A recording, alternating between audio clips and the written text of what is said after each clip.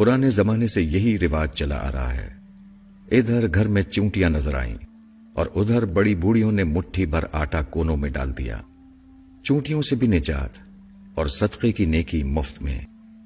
ابا ہنسنے لگے تو خاتون کے چہرے پر بھی مسکراہٹ آ گئی۔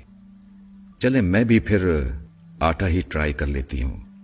وہ کچھ سوچتے ہوئے کوپیکس پاؤڈر وہیں کاؤنٹر پر رکھ کر واپسی کے لیے مڑ گئیں، اور ستار بھائی نے ابا کو خشمگین نگاہوں سے دیکھتے ہوئے کالی مرچوں کو تولنا شروع کر دیا۔ ابا، تم نے ستار بھائی کی دکانداری خراب کر دی۔ واپسی پر میں نے ابا سے ہنستے ہوئے کہا، نہیں بیٹا، یہ بات نہیں، ہمارے گھروں سے برکتیں اسی لیے اٹھ گئی ہیں۔ لوگ اللہ کی مخلوق کا خیال رکھنا بھول چکے ہیں۔ پہلے کسی گھر کے سامنے کتا بھی آ کر بیٹھ جاتا تھا تو گھر کی خواتین اس کے سامنے بھی کچھ نہ کچھ بچا کھچا سالن روٹی رکھ دیا کرتی تھی، مگر اب ایسا نہیں ہوتا، کیونکہ اب روٹیاں بھی گن کر پکائی جاتی ہیں۔ برکتیں کہاں سے آئیں گی پھر؟ اس قوم پر بام نہ گریں، زلزلے نہ آئے، سیلاب نہ آئے تو اور کیا ہو۔ ابا تعصب کے اظہار کے ساتھ ساتھ مجھے آسان زندگی کے گر سمجھانے کی کوشش بھی کر رہے تھے۔ عرصہ گزر گیا، میں بھی اس واقعے کو بھول گیا۔ پھر ایک دن بڑے بھائی جان کے ہاں جانا ہوا۔ ابھی ڈور بیل بجانے ہی لگا تھا کہ چڑیوں کے جھنڈ کے اڑنے کی زوردار آواز کانوں میں پڑی۔ چونک کر اوپر دیکھا تو پتہ چلا کہ مین گیٹ کے دونوں جانب مٹی کے کونڈے رکھے تھے، اور ان کونڈوں سے چند لمحے قبل یقیناً وہ چڑیا دانہ چگ رہی تھیں، اور اب میری آمد سے ڈر کر انہوں نے اڑان بھری تھی، مگر ابھی بھی وہ اڑ کر دور نہیں گئی تھیں، بلکہ اوپری منڈیر پر ادھر ادھر پھدک کر میرے جانے کا انتظار کر رہی تھیں۔ بھتیجی نے دروازہ کھولا تو میں اندر داخل ہو گیا۔ یہ کیا، اتنی ساری چڑیاں؟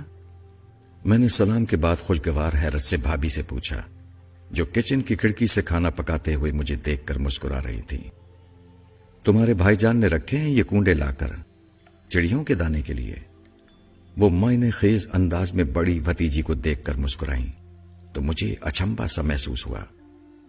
شام کو بھائی جان آئے تو مجھ سے رہا نہ کیا۔ بھائی جان، یہ چڑیوں کے لیے دانہ رکھنے کی کوئی خاص وجہ ہے کیا؟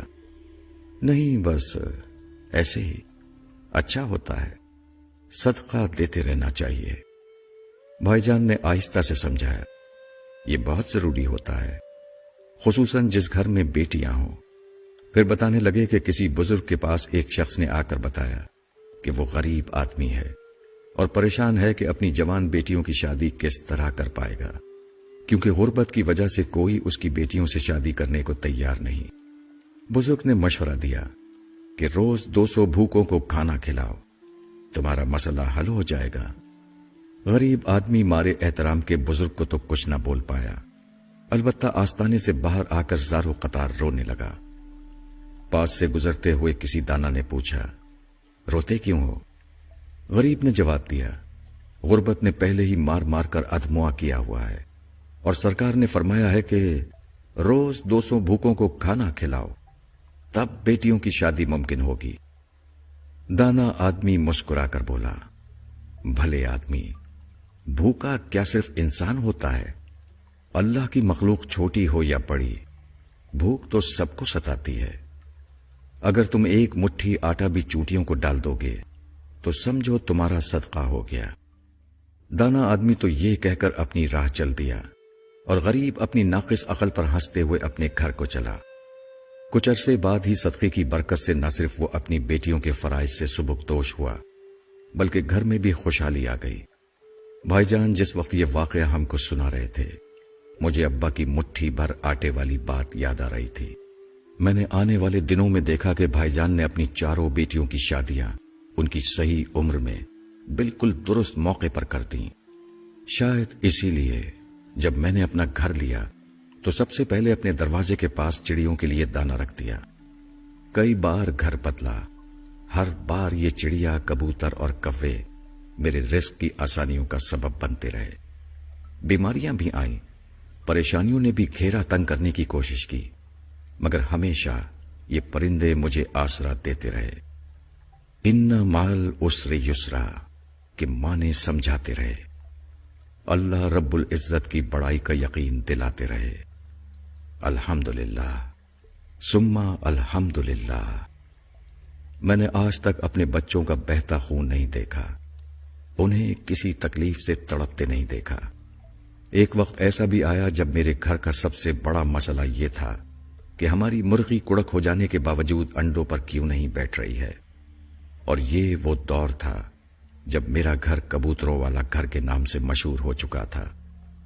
یقین مانیے کہ یہ تمام باتیں اس لیے نہیں لکھی ہیں کہ نعوذ باللہ میں اپنی نیکیوں کا پرچار کرنا چاہتا تھا، بلکہ میں اس راز کو کھول کر بیان کرنا چاہتا ہوں جو سوال کی صورت میں مجھ سے اکثر کیا جاتا ہے کہ آخر کیسے گزارا کر لیتے ہو؟ ہم سے تو نہیں ہوتا۔ میں نے اپنی زندگی کو اسی ننھی مخلوق کی خدمت کر کے آسان بنایا ہے۔ تمام بڑائیاں اس رب کے لیے جس نے مجھے اس قابل بنایا کہ میں یہ کر سکوں۔ اللہ ہم سب کو صدقات کی توفیق عطا فرمائے، آمین۔